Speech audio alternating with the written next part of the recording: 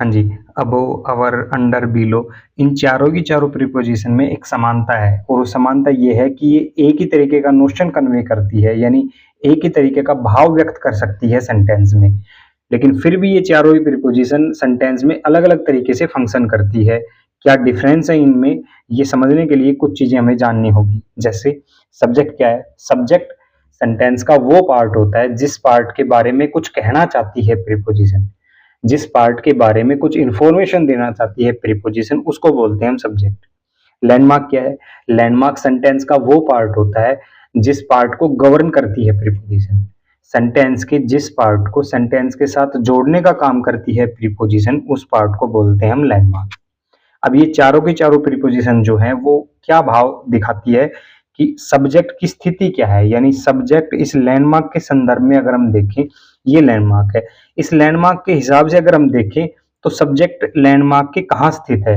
तो ये चार कंडीशन हो सकती हैं, ये चारों ही प्रीपोजिशन चार कंडीशन दिखाती हैं कि सब्जेक्ट लैंडमार्क के ऊपर स्थित है, दो कंडीशन, या फिर लैंडमार्क के नीचे स्थित है, ये भी दो कंडीशन। यानी सब्जेक्ट लैंडमार्क के ऊपर स्थित है, ये दो स्थिति हो सकती है। एक पहली ये स्थिति हो सकती है कि जो सब्जेक्ट है वो लैंडमार्क से इस तरीके से ऊपर है कि इस सब्जेक्ट का कोई भी प्रभाव इस लैंडमार्क पर ना पड़े, यानी ये सब्जेक्ट किसी भी तरीके से इस लैंडमार्क को प्रभावित ना करता हो, यानी ये सब्जेक्ट और ये लैंडमार्क अलग अलग प्लेन में लाई करते हों, ऐसा भाव दिखाती है अबोव प्रीपोजिशन।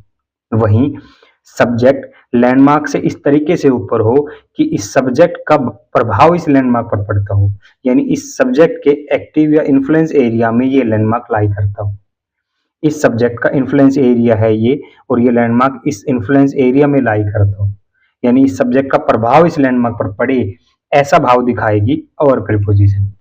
वहीं ये सब्जेक्ट लैंडमार्क से नीचे स्थित है, इस स्थिति को अंडर और बिलो दोनों ही प्रीपोजिशन दिखाती हैं, लेकिन ये सब्जेक्ट इस लैंडमार्क से इस तरीके से नीचे हो कि इस सब्जेक्ट पर इस लैंडमार्क का कोई भी प्रभाव ना पड़े, यानी ये लैंडमार्क किसी भी तरीके से इस सब्जेक्ट को प्रभावित ना करता हो, ऐसा भाव दिखाएगी बिलो प्रीपोजिशन।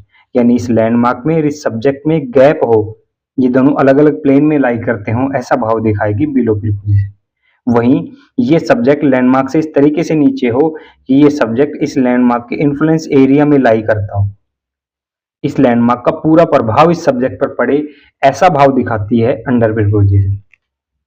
इसको थोड़ा डिटेल में समझेंगे।